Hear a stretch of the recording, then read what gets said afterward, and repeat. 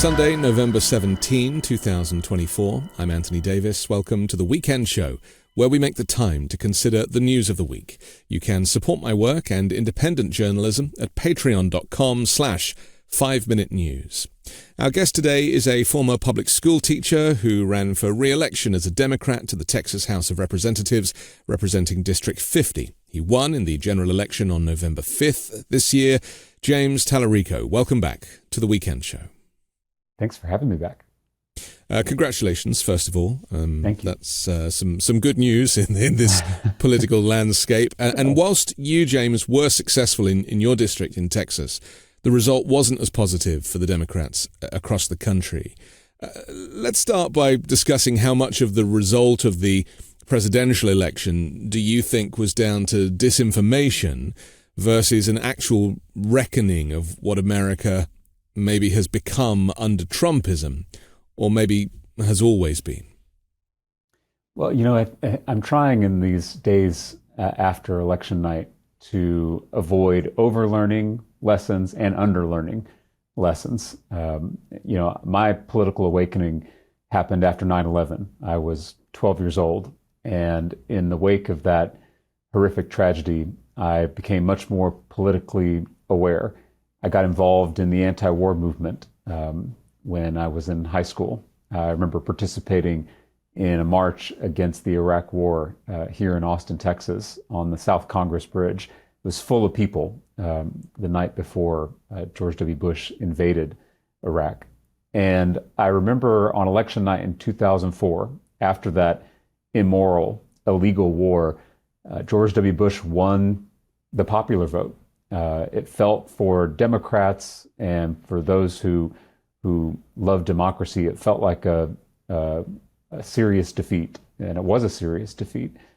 And I remember folks saying that Democrats were going to be in the wilderness for a generation, that we would need to support the invasion of Iraq, that we would have to nominate more hawkish candidates if we ever hoped to win an election again. But just 2 years after that 2004 election, Democrats across Texas and across the country won state and local elections. Democrats flipped Congress, and then 2 years after that, Barack Hussein Obama was elected president, an anti-war candidate from Chicago. So there's always hot takes after an election, where the hot take factory is pumping out more takes than ever before over the past week. And that's important. This conversation is really important.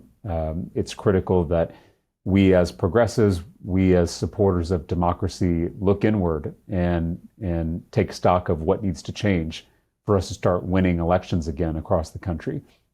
But I also want us to recognize that our perspective is limited in these days after an election, and that we're going to learn a lot more in the weeks and months ahead. And we should be open to that learning, and then take what comes and adjust our message, our candidates, our outreach to make sure that we are putting ourselves in a position to win again, because that's what we need to do more than anything else. I felt a little blindsided by the result. I must be honest. I miscalled it. I genuinely thought that the American people could see through Donald Trump, and that they recognized that maintaining democracy here was more important than the price of eggs. And I was wrong.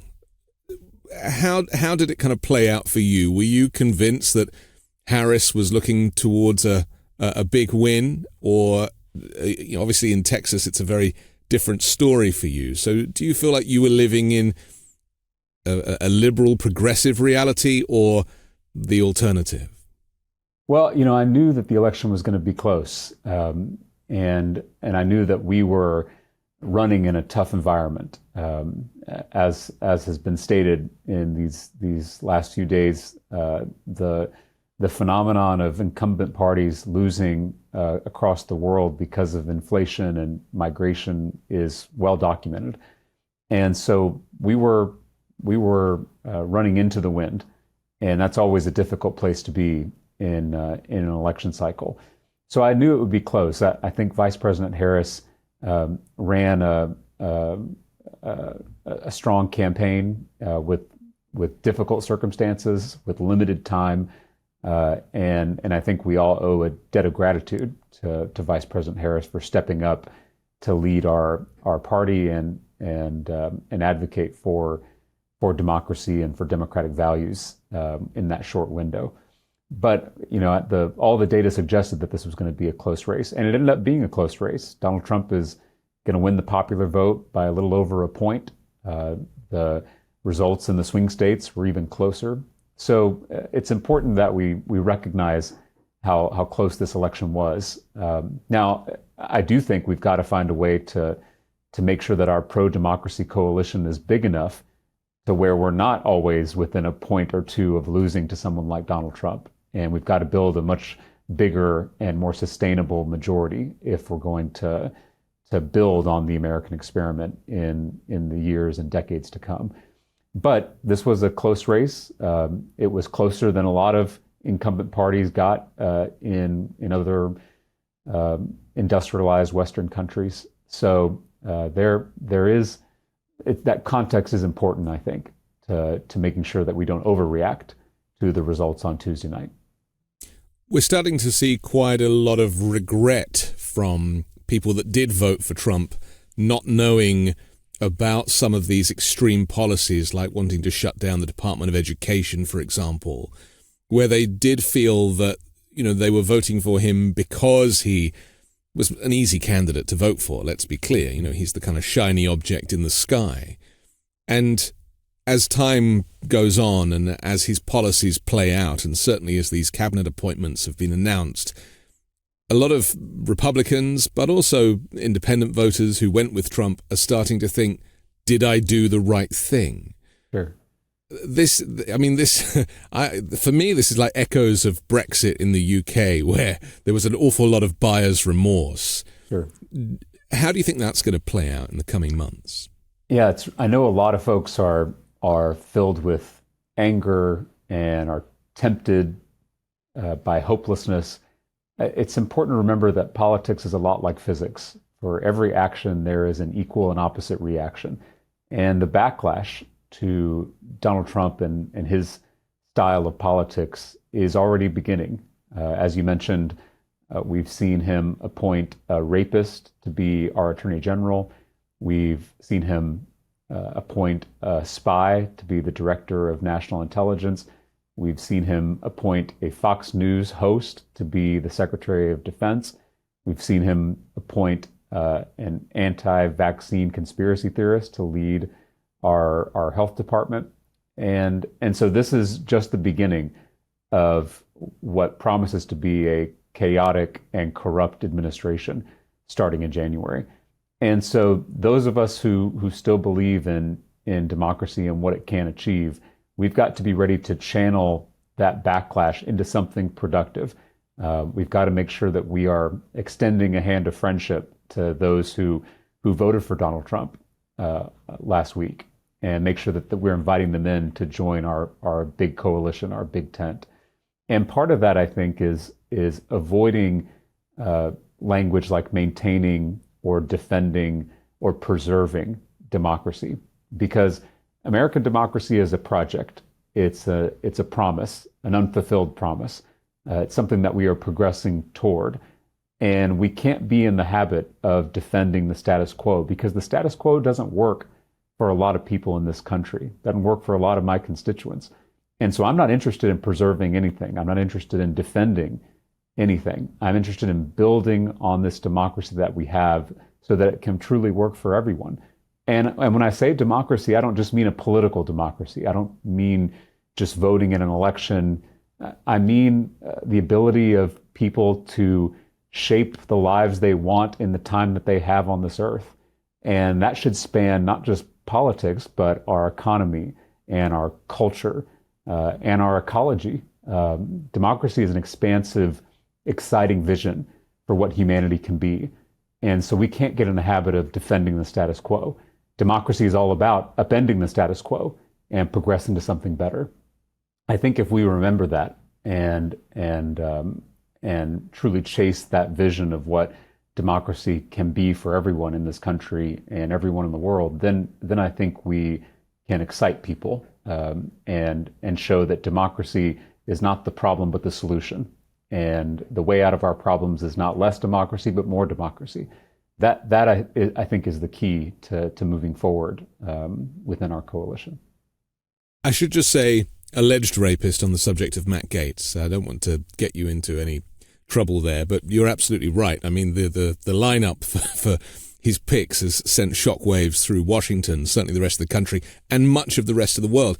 We'll come on to those in just a minute. I want to stay on the kind of what went wrong conversation for a minute, because I do feel that you have a lot of insight on this, because you meet people, you door knock, you hold your public meetings. I mean, it is important, isn't it, that we understand that America is not really one country at all. Despite the United States, it does seem increasingly like 50 different countries.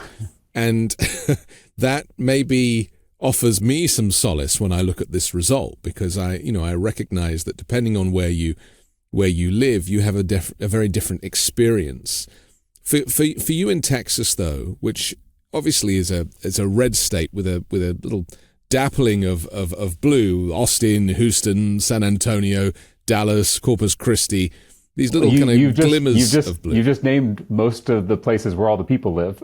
So, it certainly has a history of being a red state. Democrats haven't won statewide office since 1994. Yeah. But I will tell you, the past election results have been closer than people think. Both 2016, 2020, even on election night last week, Colin Allred came within single digits of defeating Ted Cruz. And so, although it was a tough environment and we saw backsliding across the country, including here in Texas, we're not as red as a lot of folks think. And you just reeled off some of the biggest cities in the country that are solidly blue. And that's a lot of people. That's millions of people in the state of Texas. And for instance, here in the state house, in the lower chamber of the legislature, Democrats control about 45% of the seats in the state House of Representatives. So it's a little more purple than I think people realize. We're not Alabama. We're not Idaho. Texas is a dynamic state with growing urban and suburban populations, and we've even seen that some of our small towns and rural communities have not been trending rightward like a lot of rural communities across the country, because things like private school voucher scams that threaten to close public schools in small towns around the state, the refusal to expand Medicaid is closing rural hospitals around the state. And so I actually think there's an opportunity here to make inroads in our rural communities and our small towns around Texas. So I just say all that because it's important to realize, although we have kind of a stereotypical image as the quintessential red state, the numbers don't quite reflect that reality, although Republicans still are winning statewide elections by a narrow margin. How much of it being a border state do you think mattered in this election? Because, of course, so much of the rhetoric from the GOP was about mass deportations and about the crisis at the border. Obviously, in Texas, that plays a big part. Yeah, being a border state is a key part of our identity as Texans. Texas used to be Mexico. My family has been in the state for 8 generations, and so we've been here since it was Mexico. And what we've seen in our border communities is a real outcry for comprehensive immigration reform. Our system is deeply broken, and we've got to change it top to bottom. And I think there was frustration that the Biden administration waited until halfway through an election year to take steps to secure the border. And so we as Democrats have got to be putting forward a vision that reforms this system and reflects our values as a nation of laws and a nation of immigrants. The United States is both of those things, and we need immigration reform that speaks to both of those values. But isn't both of those things the problem with a lot of these policies? Because, we talk about democracy as being something that we have, but we're also working towards. That's right. So it's very gray. It's not black and white. And yet so much of the voting was based on this compartmentalization of policies. And I think maybe that's the hardest part of communicating to the electorate about what America is all about, right? Yeah. It's just so nuanced. That's right. And that's why it's really important that we have effective communicators leading our party and leading our coalition. And, unfortunately, we didn't have that in President Biden over the last few years. And so we've got to be able to articulate a message on immigration and articulate real plans and proposals that can solve this problem and create an orderly, safe immigration system while still recognizing that immigration is a net good for the United States and for our economy. The reason we're a global superpower is because of immigration, because folks from Mexico and folks from Asia and folks from Europe and places like Italy, which is where Talarico comes from, the fact that people want to move to America, want to chase the American dream, want to contribute to this American project, that's a good thing. And we as Democrats should celebrate immigration while also acknowledging that our system is broken and that our border should be orderly and safe. We don't want chaos on our southern border. It's bad for our country. It's particularly bad for our border communities. And so we should be listening to the folks who live along the Texas-Mexico border, because they've been telling us for years that this system is broken and desperately needs reform. We as Democrats are the ones that should be putting forward those real reforms. I remember when I was on the House floor last legislative session, there was an anti-immigrant bill that would have separated families, would have put razor wire in the Rio Grande to trap women and children and drown folks who are trying to seek a better life. And I said, I am willing to work with anyone at any time to pursue real solutions to this problem, reforming our asylum system, modernizing our ports of entry, making sure that we've got enough resources along the border to facilitate a safe and orderly process. Those are the solutions I think people are hungry for. We don't want to separate families. We don't want to deport people who've lived in our community for decades. We don't want to deny Texas children the right to an education. Those are un-American positions that hopefully we can all reject while still coming together around common sense solutions to make our border more secure. Unfortunately, the person who has been tapped for this new role of border czar, to draw a direct comparison to Kamala Harris, who wasn't the border czar, but that's right, she was not. Right, Yeah. this will obviously draw comparisons in Trump's world. Is Tom Homan, who is the former acting U.S. Immigration and Customs Enforcement Director. He is the architect of the family separations policy and the cages and all of the worst aspects of those policies, and yet he is back with a vengeance.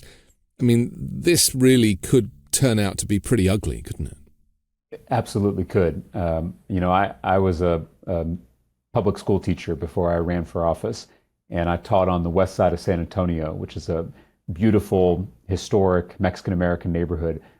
And I taught a lot of undocumented students. Those students many times were the hardest working, the most conscientious, and the most American students that I had. They understood and believed in the American dream in ways that us native-born citizens sometimes lose touch with. And so my heart breaks for my former students that are undocumented and their families.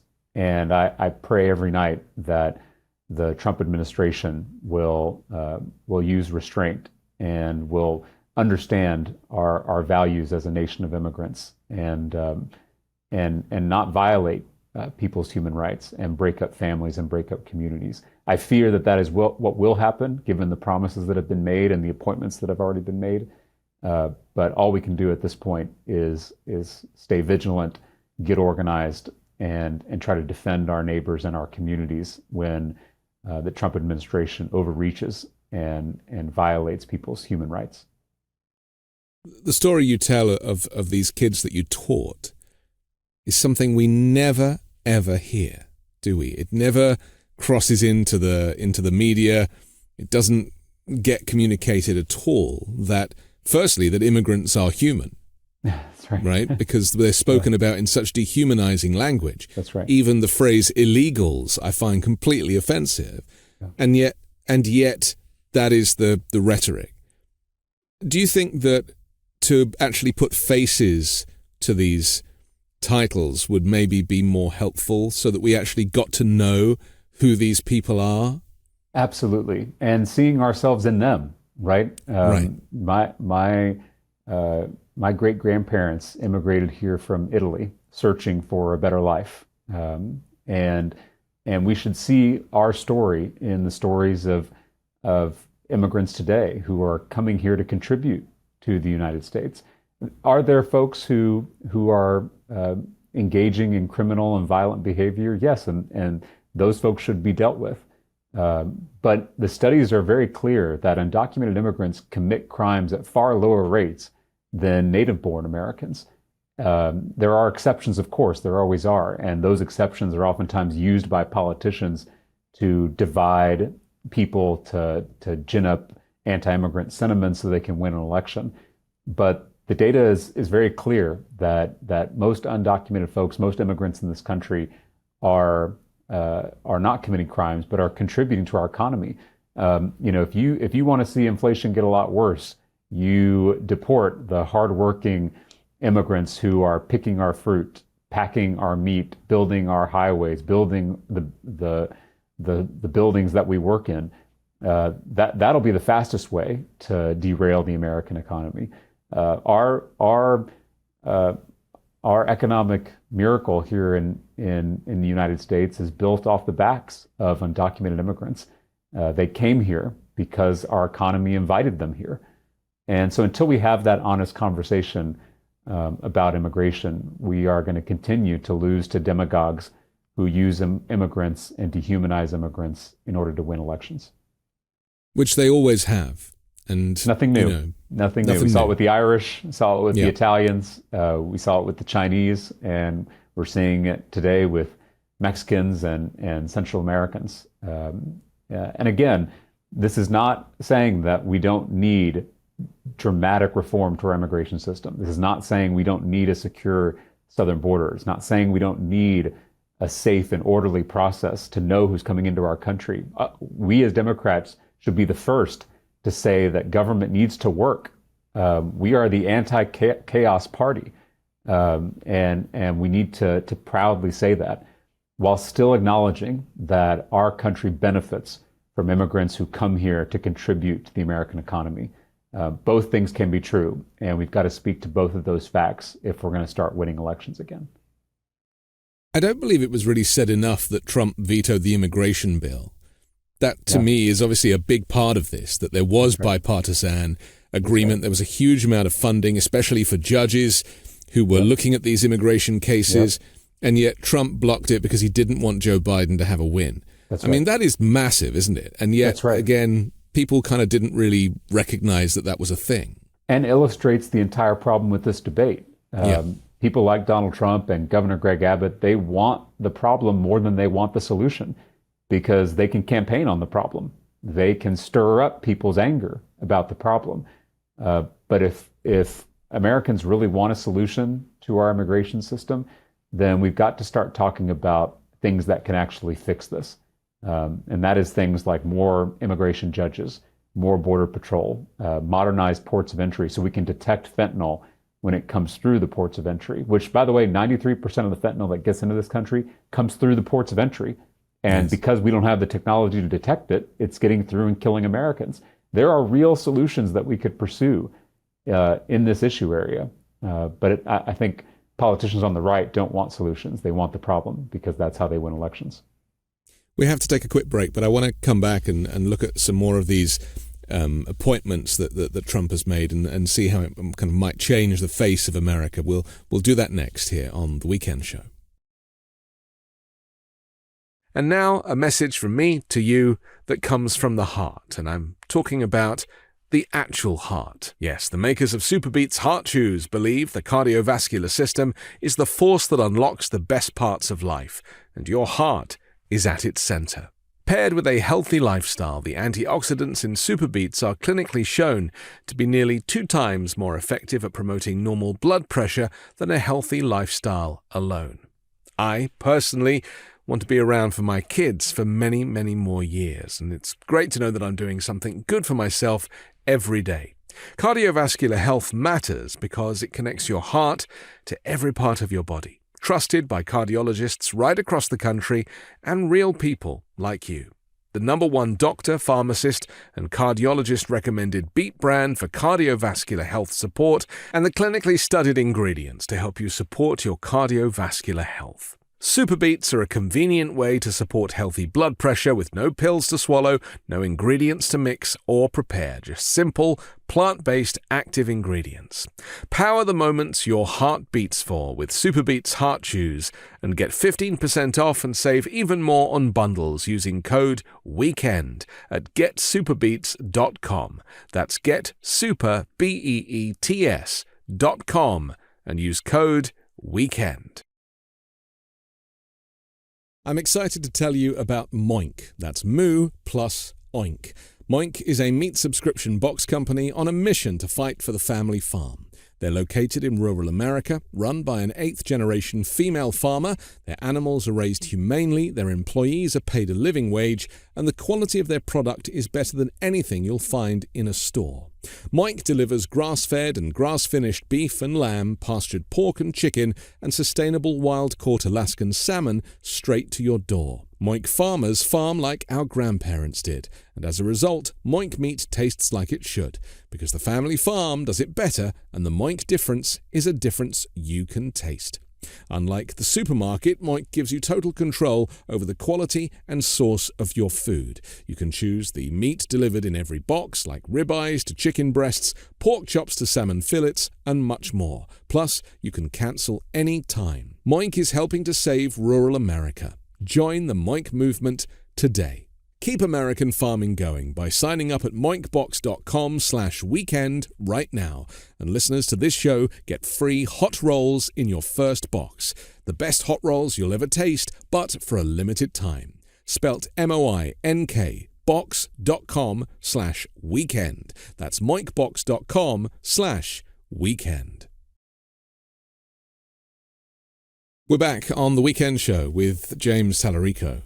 Matt Gaetz is kind of the name that people are really talking about for all the wrong reasons this week, and RFK Jr. at Health and Human Services. We'll come on to him in just a moment, but Matt Gaetz to me was always like a joke character in Congress, right? With this kind of increasing, I don't know what was going on up here, but he was starting to look like Ming the Merciless, and yet, the choice for him as Attorney General to replace Merrick Garland is remarkable in so many ways. The conspiracy is that, Trump is purposely putting imbeciles into these roles in order to deconstruct the administrative state, which effectively goes back to Steve Bannon's plan from a decade ago, whereby America cannot remain this superpower with these clowns holding these senior positions. Do you think there's any truth to that? I do. I think there's a temptation to think that Trump is playing some kind of 4-dimensional chess. Trump is being his impulsive, chaotic self, the same person he's been for 80 years.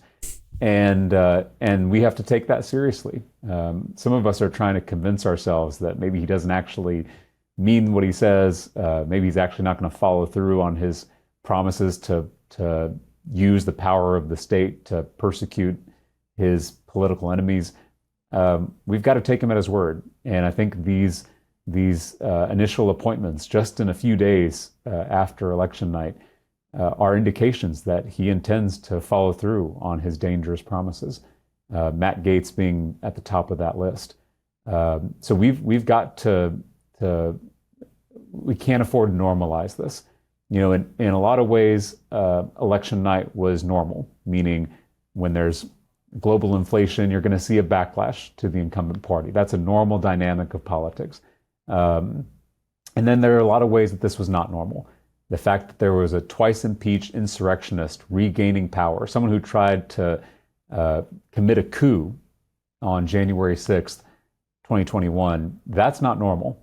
Appointing someone like Matt Gaetz to lead the Department of Justice, appointing a Fox News host to lead the Department of Defense, that is not normal.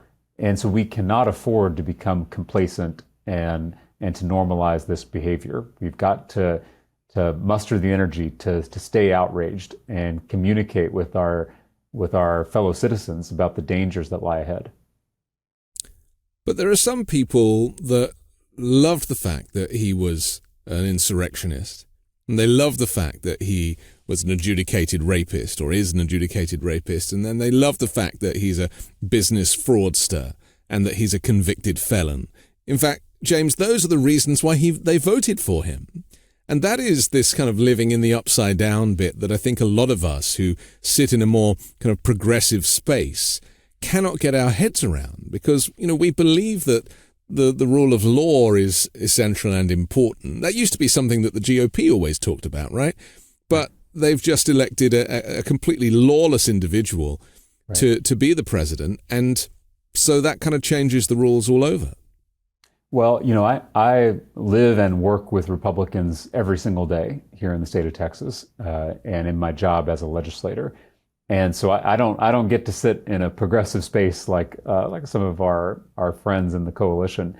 And so I can tell you that folks voted for Donald Trump. Many folks voted for Donald Trump despite those things. Of course, you're absolutely right. There is a hardcore MAGA part of that coalition that loves the fact that he tried to kill his vice president on January 6th and encouraged a violent mob to attack the Capitol. Those folks exist, and we should be clear-eyed about that. But I want to separate that far right contingency with the movable middle, folks who are worried about what happened on January 6th, folks who are worried about his lawlessness, but made the decision, whether it was informed or not, to prioritize inflation and migration over those concerns about democracy or reproductive justice. People can hold both views at the same time and prioritize them differently.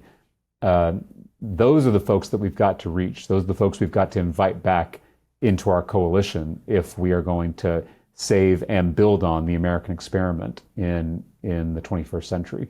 So that, I think, is an important distinction as we try to figure out how to move forward as a party and as a coalition to win again in 2026 and 2028. So let's talk about that. This regrouping for the Democratic Party. Yeah. Because at the moment it feels pretty leaderless. It feels pretty rudderless. I said it was like being on a ship in the middle of the ocean without a captain. That's right. I would have liked for Vice President Kamala Harris to have continued her campaign even after she conceded, just as a figurehead to give us some guidance, because a lot of Democrats are hurting right now. They really are feeling great sadness for what America is going to look like come January next year. Yeah. Aside from a likely federal abortion ban, aside from the education department that we're hearing about, aside from mass deportations, just this feeling that this terrible person was chosen by the American people has really upset a lot of people, not least women, minorities, people from the LGBTQ plus community, and those of us who might be white and male but are also feminists and great allies of those groups. So does someone need to step up right now? I actually have a different take. I think that this vacuum is healthy. I think the Democratic Party needs to go through a little time in the wilderness. The wilderness is a helpful place sometimes. As we've talked before about my religious faith. Oftentimes in the great faith traditions, there are stories of people like Jesus and Moses and Buddha and Muhammad spending time in the literal wilderness. And that is a place where you can meet great wisdom and great enlightenment. That's true for political parties, in a sense. Being in the wilderness is a place of creativity and experimentation. It's a place where new ideas and new leaders come forth. That's exactly what the Democratic Party needs right now. I am, in some ways, of course, I desperately hoped for a different outcome on election night, but I think this result will force the Democratic Party to elevate new leaders and new voices and new ideas. I'm grateful for the 80-year-old standard bearers that have led us through the past 2 decades, the Clintons and the Bidens and the Nancy Pelosi's and the Chuck Schumers of our party.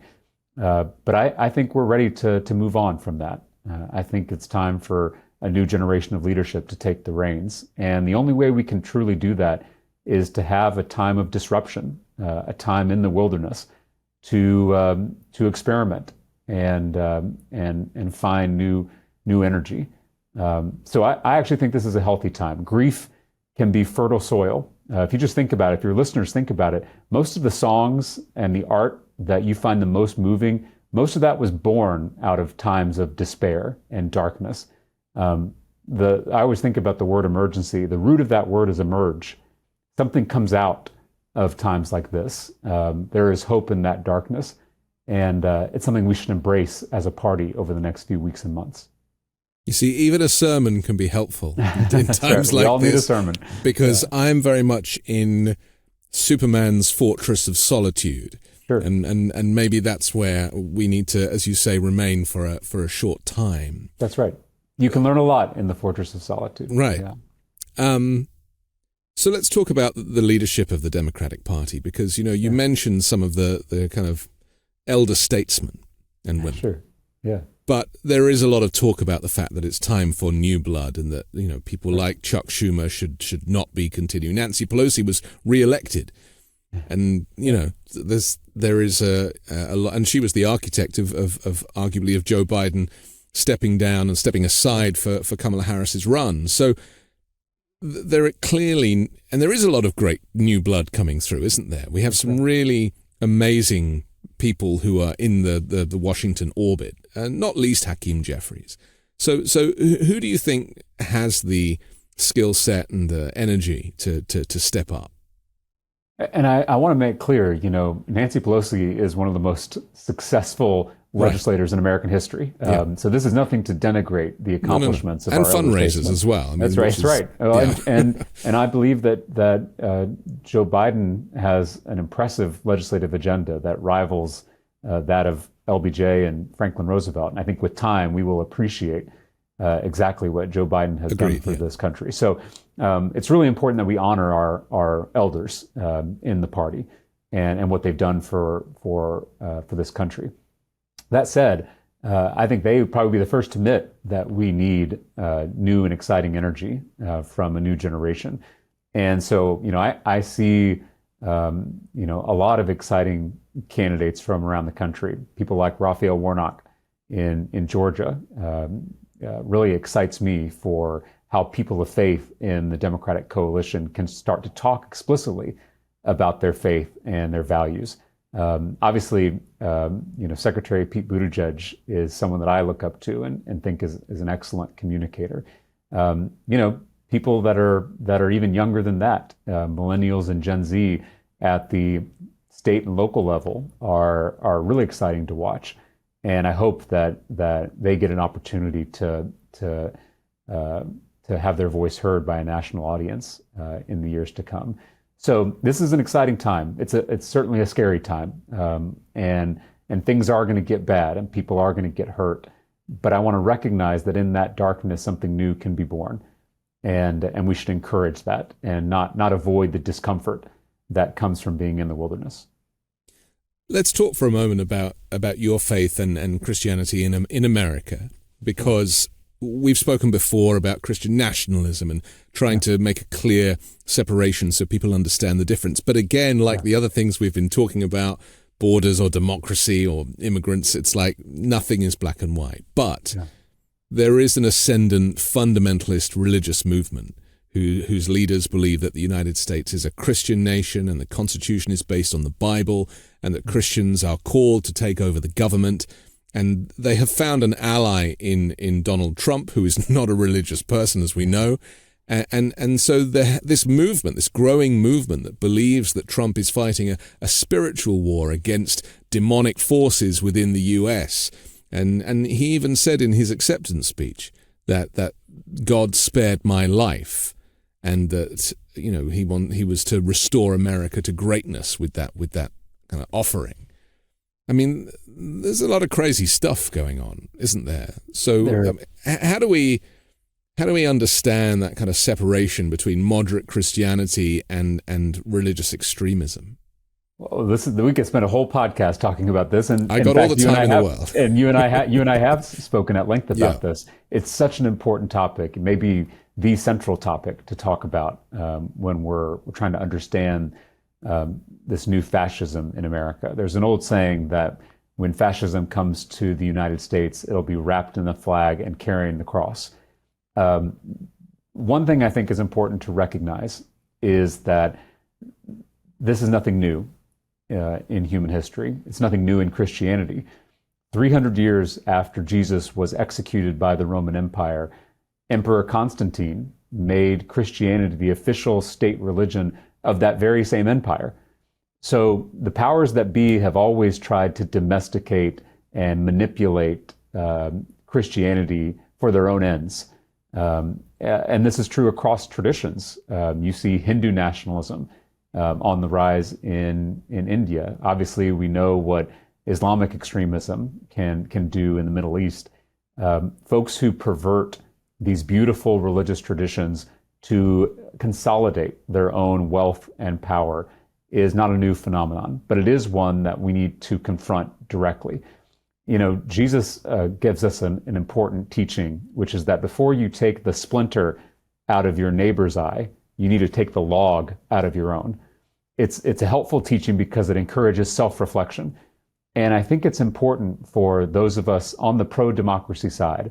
Again, I try not to say Democrat because there are Republicans, brave Republicans here in Texas and across the country who are still standing up for small d democratic values, and I don't want to erase their contributions and their sacrifice. So those of us who believe in democracy, we have got to reclaim faith. We've got to reclaim religious values. We've got to get comfortable talking explicitly about our values and our faith, regardless of what that faith may be. We have ceded religion to the far right for about 50 years in this country. The late 70s, early 80s is when the religious right as a political movement really started to form. The Jerry Falwells, the Pat Robertsons, the Ronald Reagans of the world. And they decided that the way back to power in the wake of the New Deal and Great Society coalition was to use religion to push an extreme far-right political agenda. And it was an impressive accomplishment, because to be able to use the teachings of Jesus to push trickle-down economics, that doesn't seem like an easy thing to do, but they pulled it off. Right. To make abortion and homosexuality the two most important issues for religious voters, when both of those issues don't appear in the Bible, when both of those issues never come out of the mouth of Jesus, that's an impressive accomplishment. That is impressive propaganda. And that they played the long game, right? After Roe v. Wade, it took them 50 years to overturn it. And we are reckoning with the fruits of that tree as we speak. It was a concerted effort to reclaim the teachings of Jesus, which historically had been associated with compassion and justice and love for our neighbors. It was a concentrated effort to take those teachings and use it for the benefit of the wealthy and the powerful. If we're going to combat this, if we're going to dig ourselves out of this hole, we, as people who love democracy, have got to get comfortable reclaiming religion, reclaiming faith. That is the only way out of this. We've got to recognize the role that we played in allowing this to happen. Christian nationalism is like a weed in the garden. And if you allow your garden to fall apart, that weed is going to start taking over the entire garden. And that's what exactly has happened here in this country. And I'm glad we're finally having this conversation, but it is long overdue.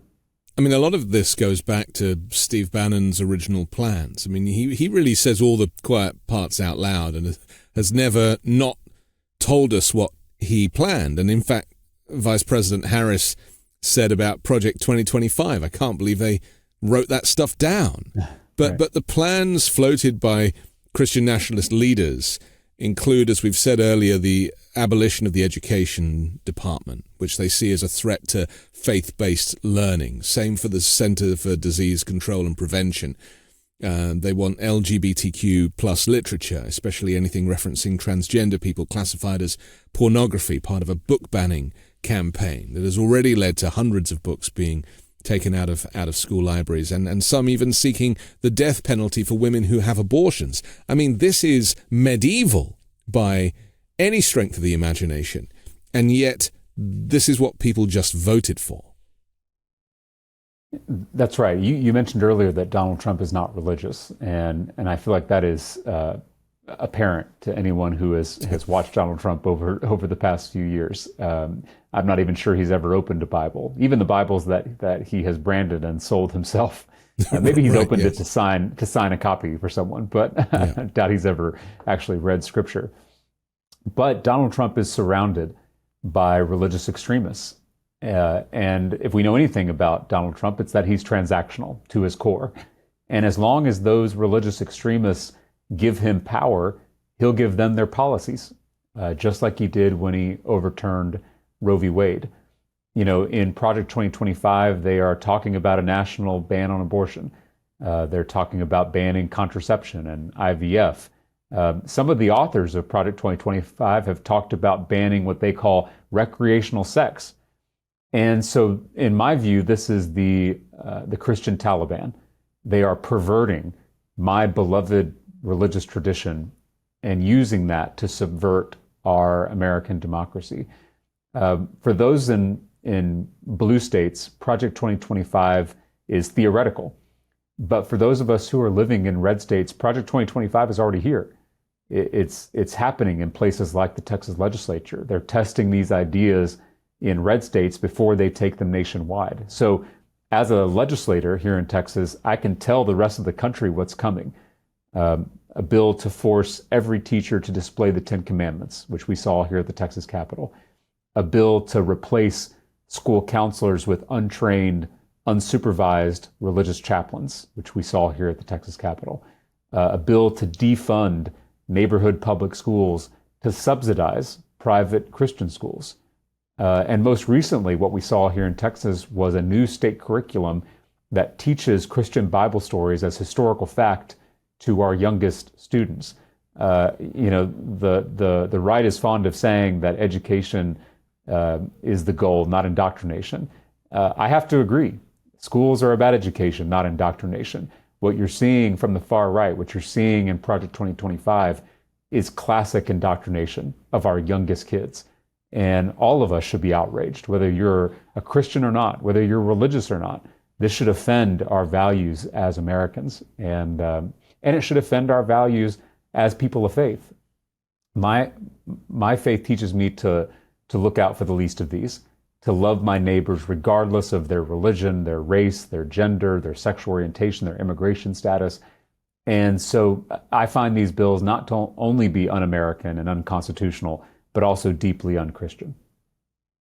The Muslim ban, which he has threatened will return, forms part of this Christian nationalist playbook, doesn't it? Because they do see themselves as Christian soldiers against the Muslim world. Yeah. And you know, the Muslim ban made no sense the first time. It wasn't based on anything. In fact, I seem to remember him saying, we are going to ban all Muslims from entering the United States until we can work out what the hell is going on. And it was clear to me that he didn't know what the hell was going on. Yeah. This is another example of Christian nationalism masquerading as public policy. That's exactly right. And the most tragic part is that Christians and Muslims and Jews all worship the same God. Muslims love Jesus. They love Moses and Abraham. We are all branches on the same tree as the Abrahamic faith. And so it's heartbreaking to watch extremists, whether they are Christian nationalists or whether they're the Taliban or Al-Qaeda, perverting these beautiful traditions that have so much in common to attack others and consolidate their own power. This is a tale as old as time, but it doesn't mean that we don't have an obligation to speak out against it and reclaim these traditions for their original values of peace and love and justice. We've got to get back to that in our traditions. This is not just a political problem. This is also a theological problem. It's part of why I enrolled in seminary, in addition to my public service here at the Capitol. This battle needs to be fought on both fronts, both in the halls of state capitals and our national capital, but also in churches and mosques and synagogues and temples. We've got to be able to get back to a healthy religion, a healthy theology that allows us to love one another despite our differences, rather than pursue earthly power. Let's talk about a Christian nationalist who has been given a senior role in this administration. We mentioned him briefly earlier. This is the Fox News host Pete Hegseth as the new Secretary of Defense. In the last few days, his tattoos have been revealed. The strangest array of body art. A cross with a blade to represent Matthew 10:34, a cherry-picked version of Jesus as warrior, popular with Christian nationalists. I did not come to bring peace, but a sword, it says, and a Jerusalem cross inked, a symbol of Crusaders' holy war against Muslims and Jews. This is terrifying for those of us who kind of live hopefully in a safe, moderate space. Would it have been better if he kept his shirt on and kept quiet about it, or is it healthy that we know? I think a public disclosure of some of these extremist beliefs is helpful as we enter his confirmation stage. I just want to clarify, because I know we've got listeners who are not Christian or not religious. That verse where Jesus says, I come not to bring peace but a sword, if it's put in context, you understand that Jesus is talking about the divisions that love creates. If you pursue the radical love of Jesus Christ, a love that includes everyone, including people of different faiths and different races and different cultures, then that will create divisions. It's what got Jesus killed. It's what got Dr. King killed. It's what got Oscar Romero and Dietrich Bonhoeffer killed. It causes divisions. Jesus says that it will cause family members to experience divisions within the household. Choosing the way of radical and universal love is not going to be popular, and will always lead to division because it requires you to take a stand on behalf of your neighbor.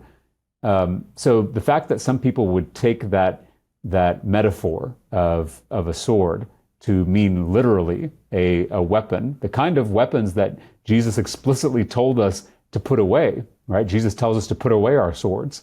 Jesus encourages the way of nonviolence. He showed us that when he voluntarily went to the cross, to the Roman cross.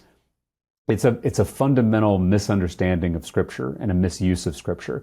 Anyone who understands the New Testament could easily tell you what that metaphor is referring to, and to try to manipulate that to somehow say that Jesus endorses violence or encourages violence does such violence to the religion of Jesus Christ. And so it's deeply troubling when someone like that is going to be elevated to such an important position. One thing I wanted to tell you, Anthony, you may not know this. Pete Hegseth and I actually have a bit of a history, so your listeners can go look this up on YouTube. But when I went to Washington D.C. with 56 of my fellow Texas Democrats to protest the voter suppression bill here in Texas, I went on Pete Hegseth's Fox News program to talk about voter suppression in Texas and the need for federal voting rights legislation. And in that exchange, I challenged Pete on his own program to admit that Donald Trump lost the 2020 election, and he refused to do so. That exchange between me and Pete Hegseth went viral. And I think it may have helped him land this new gig, because what's clear is that Donald Trump's only criteria in selecting cabinet officials is not competence, not experience, it is loyalty.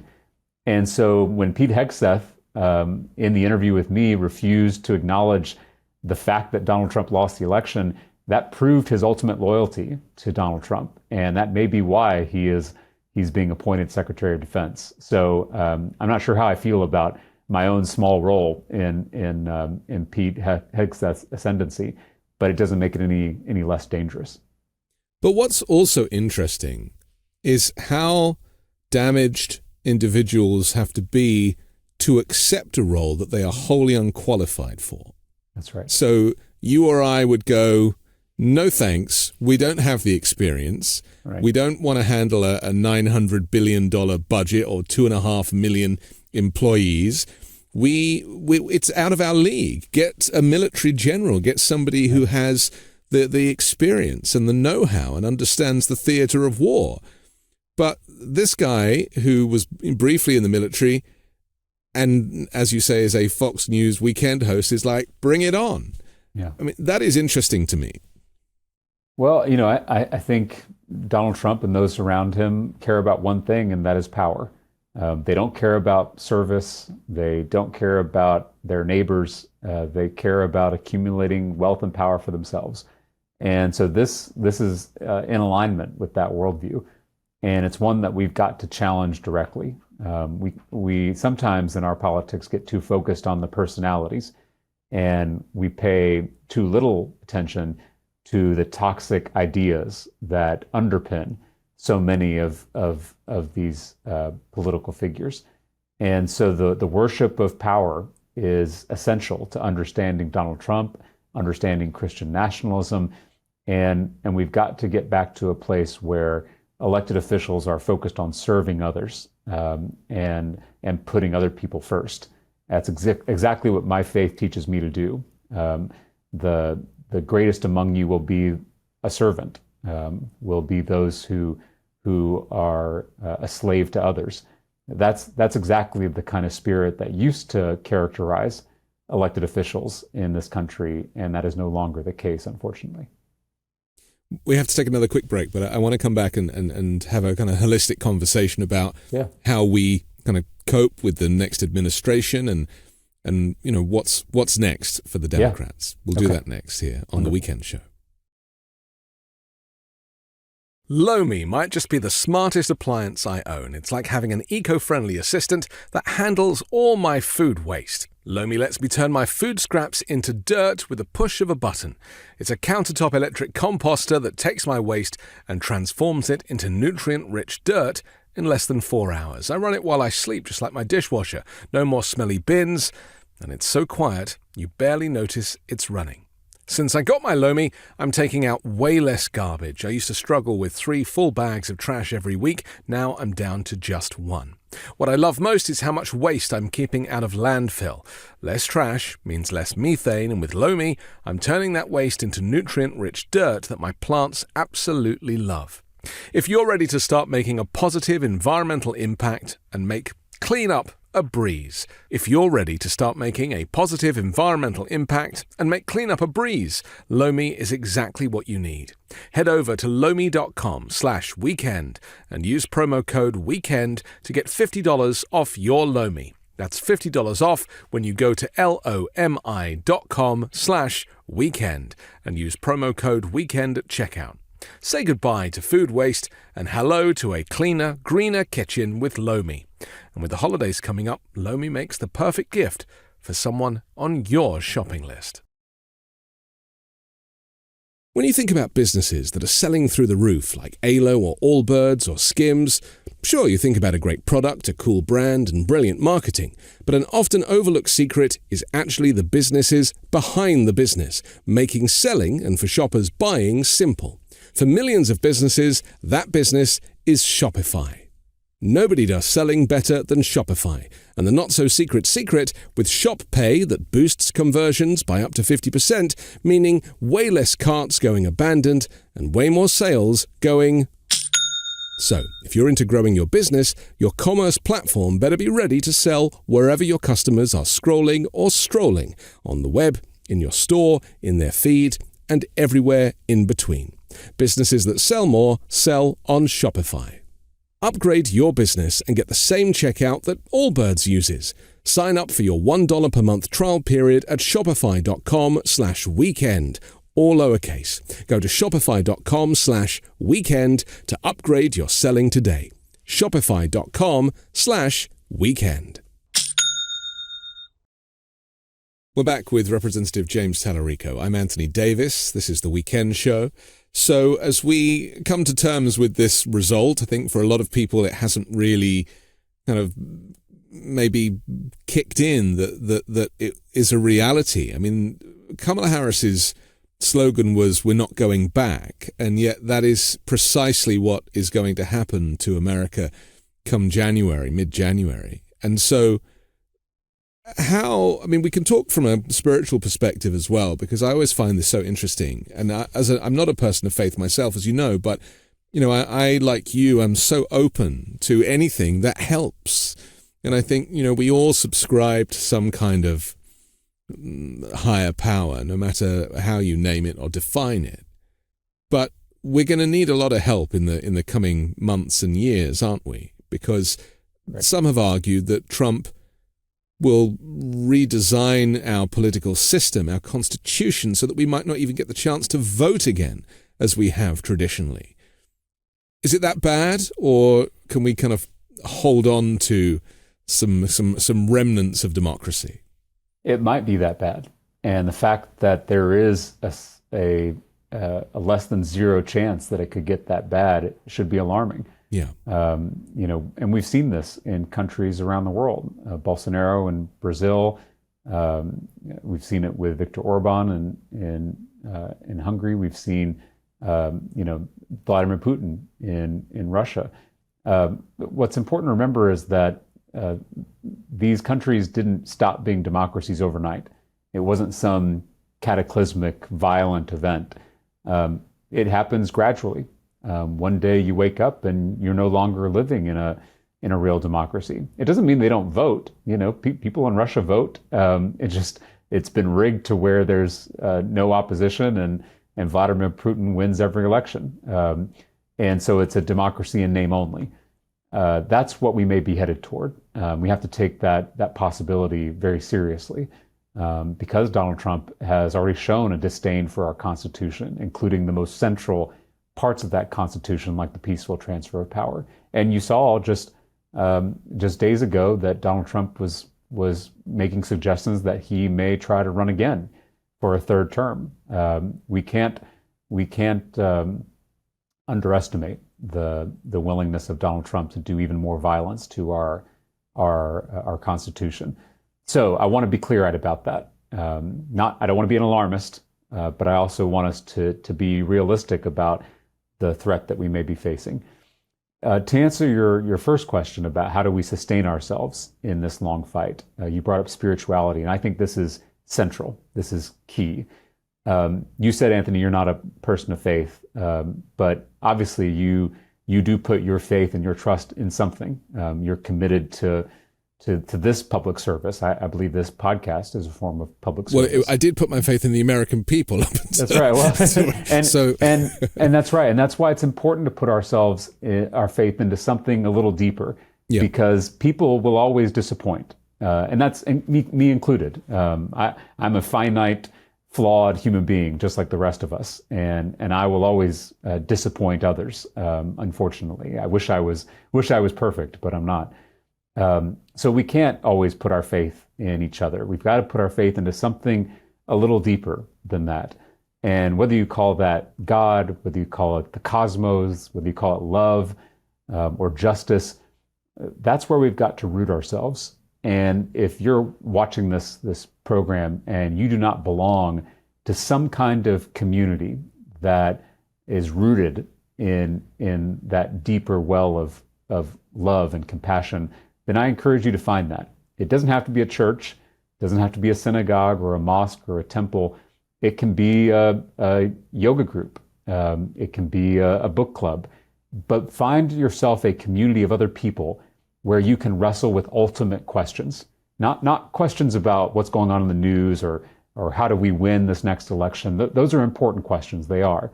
But you need a space where you can talk about what does it mean to be a human being? How do we sustain ourselves in the darkness? What is hope? And how do we hang on to hope? Those are the big central questions of the human experience. And if you are not asking those questions, if you're not asking those questions in a community of people, then you're not going to be able to sustain yourself in this dark time. We forget our history. The civil rights movement, the labor movement, the farm workers movement, these were all deeply rooted in spirituality. The American civil rights movement was an explicitly Christian movement.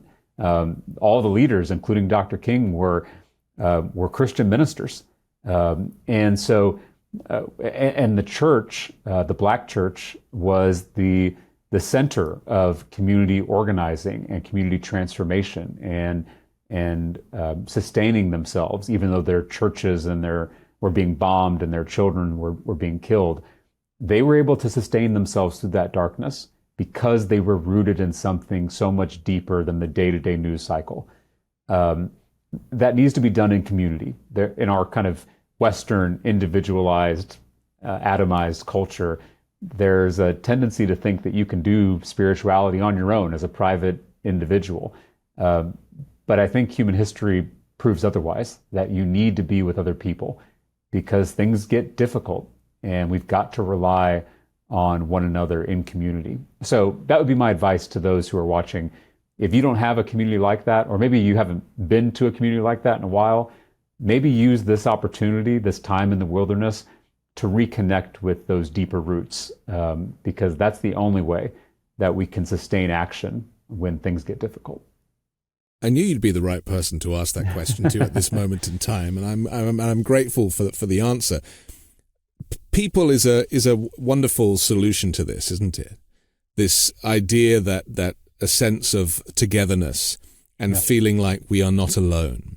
That's right. And whilst millions of people obviously voted for Donald Trump, from the purists to those who were deceived, there were still millions of people that voted against him. Yep, about half the country. Yeah, right. And against the rise of fascism, and against the hate and the abuse and the negativity. And those people, whilst we are hurting, we still exist. That's right.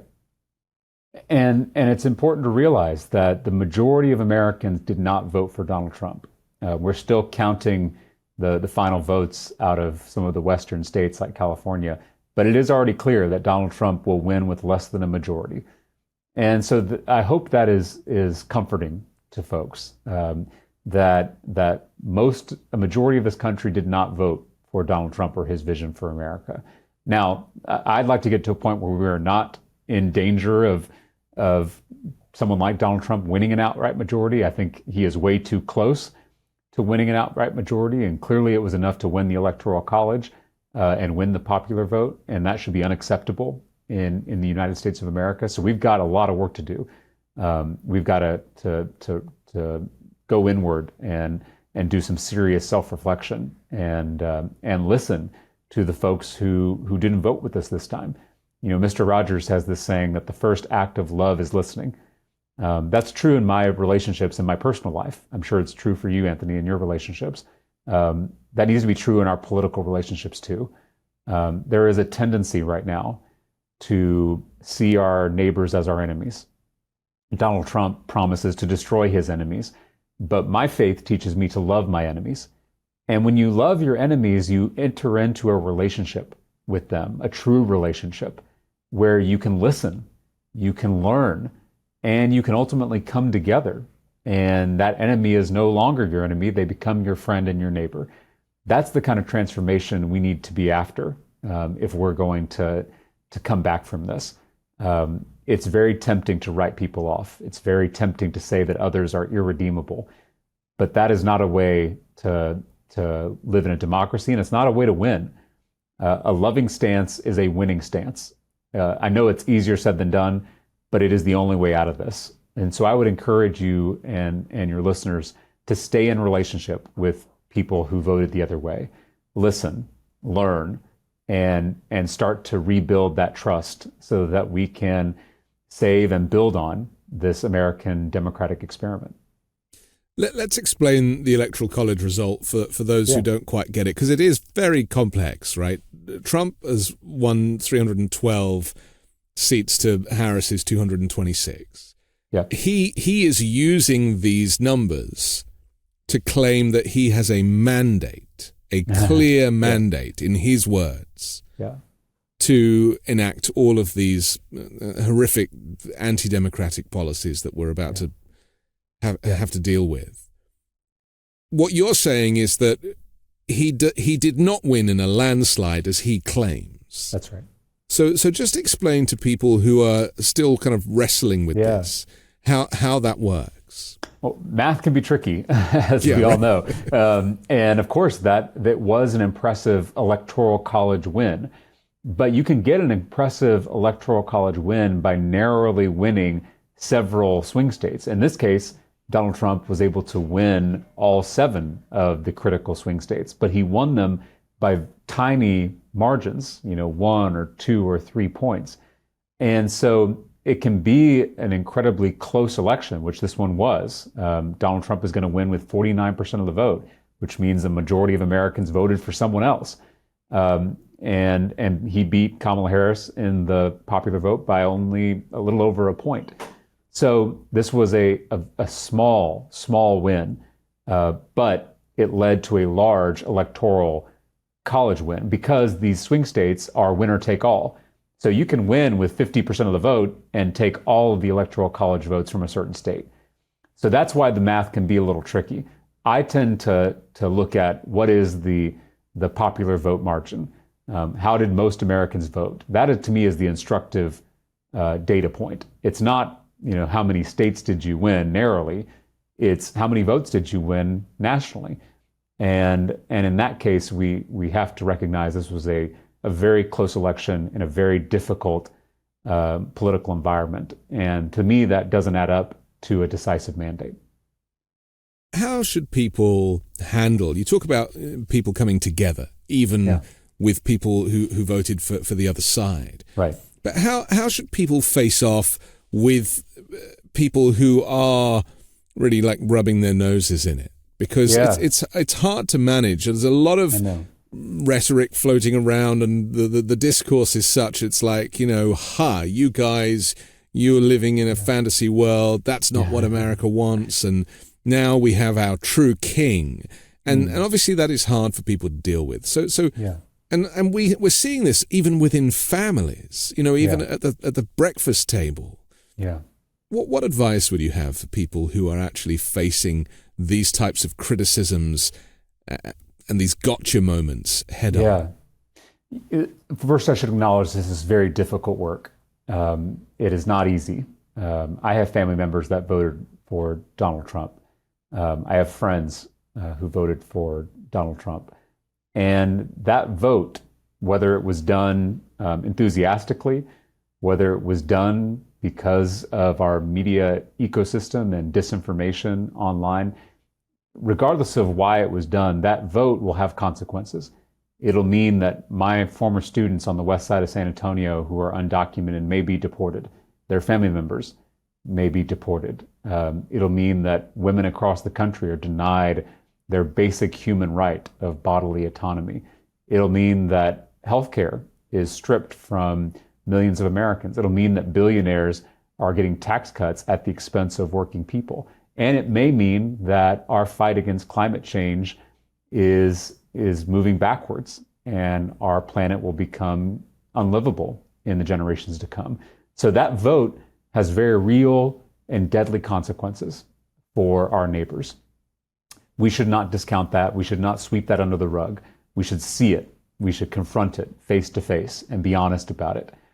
But we should also recognize that the folks who cast that vote are just as human as you are.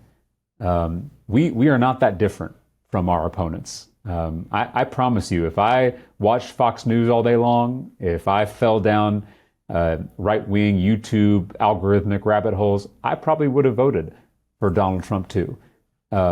We are susceptible to the same disinformation and the same manipulation. And so that should hopefully invoke in us a compassion for our opponents. And that compassion is an opportunity to stay in relationship and to enter into conversation. Of course, if you've got people who are rubbing your nose in it and who are flaunting it, that can be difficult. And maybe you cool off for a little while before you start that conversation. But this country that elected Donald Trump is the same country that elected Barack Obama. This state that I live in that elected Ted Cruz is the same state that elected Ann Richards. The same people, same state, same country. Don't give up on your neighbors. That is the work of democracy. That is the work of peace. And it's the work that we are called to engage in as citizens of this country. Do you think that Joe Biden did the right thing welcoming Donald Trump into the Oval Office, shaking his hand and sitting and discussing the peaceful transfer of power in front of the cameras? Because a lot of Democrats were quite saddened by that moment. This is a difficult question. I don't believe that we should mirror Donald Trump's actions and words. There is a tendency to want to fight fire with fire. I get that tendency. But any firefighter will tell you that you don't fight fire with fire. That only grows the fire. So we cannot play their game. We're never going to win at their game. We have to change the game. And so when it comes to Joe Biden's actions, I think inviting Trump to the Oval Office is the right thing to do. But I think if I were President Biden, I would have used that opportunity to clearly and honestly and aggressively call out what happened on January 6th, 2021, what happened in the last transition. Love doesn't sweep conflict under the rug. It doesn't ignore conflict. True love heals conflict. And so if we're going to love our enemies, if Joe Biden is going to love his enemy, then that requires a brave and courageous confrontation with our enemies while still validating their full humanity. That's a difficult line to walk. It's one that the practitioners of nonviolence, whether it was Dr. King or Mahatma Gandhi, have walked very successfully. We should take a page out of their playbook. We don't give up on our opponents. We don't write them off. We don't mirror their dehumanizing tactics. But we also cannot ignore what's happening. We have to speak boldly and honestly about it. So I think Joe Biden missed an opportunity with Trump's visit to the White House. Not saying he shouldn't have invited him, but using that opportunity to call out and call in, I think may have been a more effective and a more profound and powerful use of that White House visit. Finally, James, Trump says Americans who don't support him are the enemy and are a bigger problem than China and Russia. He says these are bad people, these are sick people. Do you think that rhetoric might dissipate in favor of him attempting to be a president for all Americans? Well, I don't say this sarcastically, I sincerely pray that is what happens. I pray all the time for God to change Donald Trump's heart. Donald Trump was made in the image of God, just like you and I, Anthony. That's my belief in my faith. It doesn't mean that human beings don't stray from that calling. It doesn't mean they don't desecrate that image of God within themselves. I believe that's what has happened to Donald Trump over his lifetime. But it doesn't mean that it's too late for him. I do think that compassion and love can still change him. It doesn't mean I hold out hope that will happen. And it doesn't mean that we shouldn't be prepared for him to be his worst self in the Oval Office. But if we can feel that compassion for Donald Trump, if we can love Donald Trump, then that means that we can love his supporters. It means we can love our neighbors who voted a different way. And that is the only salvation that we can put our hope in. If we become like Donald Trump, if we try to destroy our enemies, then we're no better. And then we just descend into a spiral of retribution and violence. So we've got to be better than that. Dorothy Day, I'll leave you with this quote. Dorothy Day is the famous Catholic labor organizer here in the United States. And she had this quote where she said, "I only really love God as much as I love the person I love the least." And for those who are watching your program, I'm sure Donald Trump fits that bill, and for good reason. But we cannot fall victim to the same dehumanizing, tribal, divisive politics that has propelled him to the White House. We can't play that game. We have to change the game. Okay. Thank you for now, Representative James Talarico. Thank you, Anthony. I'm Anthony Davis. Don't forget to support me and independent journalism at patreon.com/5 Minute News. You can see more from me on the 5 Minute News YouTube channel and podcast, and I'll come back next Sunday with a brand new special guest and more factual news to discuss on the 5 Minute News Weekend Show with Midas Touch.